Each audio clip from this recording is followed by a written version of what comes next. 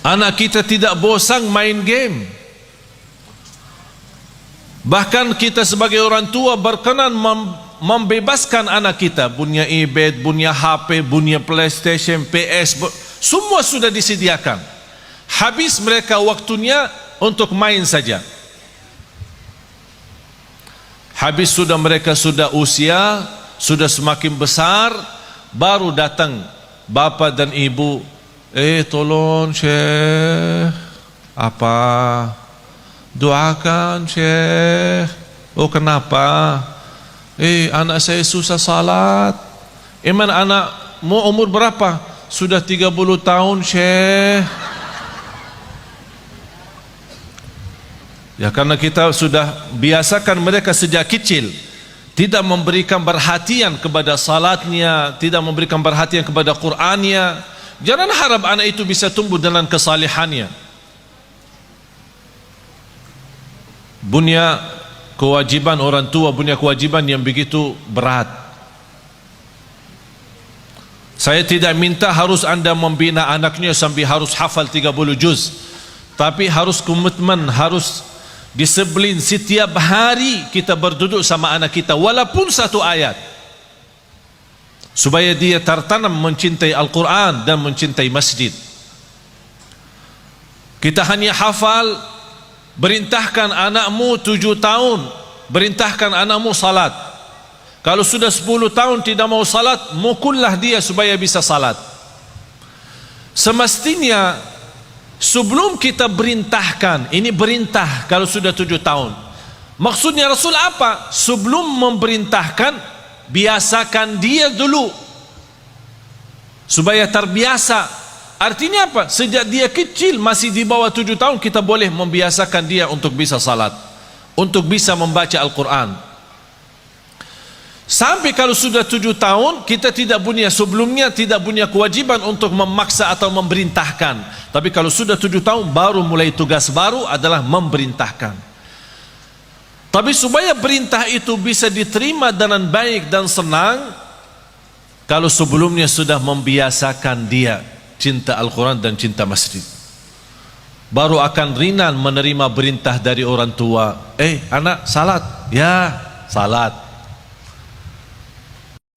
Sekarang apa yang kita lihat?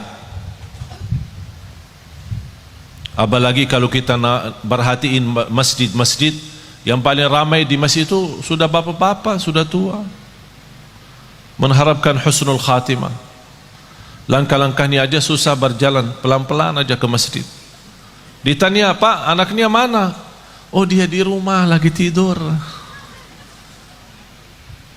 Tapi coba bayangkan kalau jam sekolah, Pak, anaknya di mana? Oh, lagi sekolah.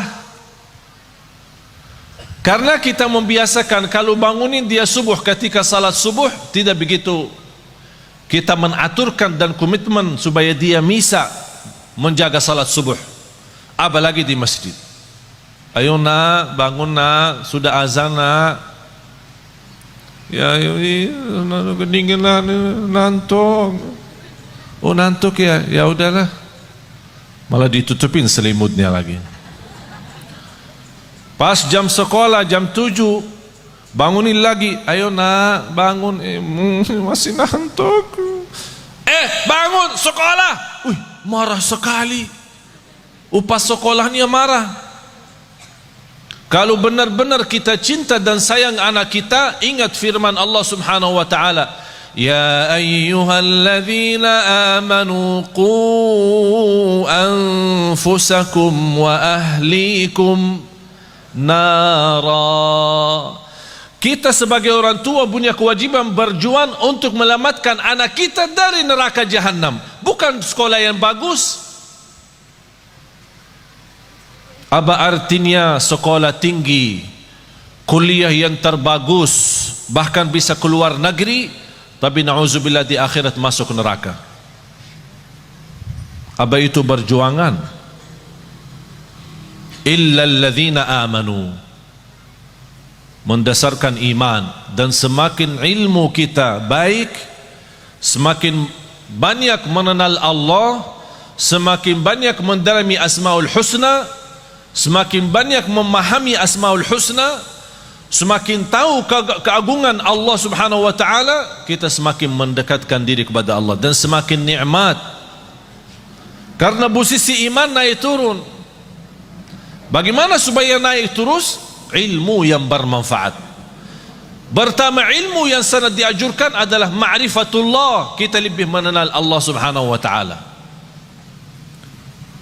Habis iman, amalun salih.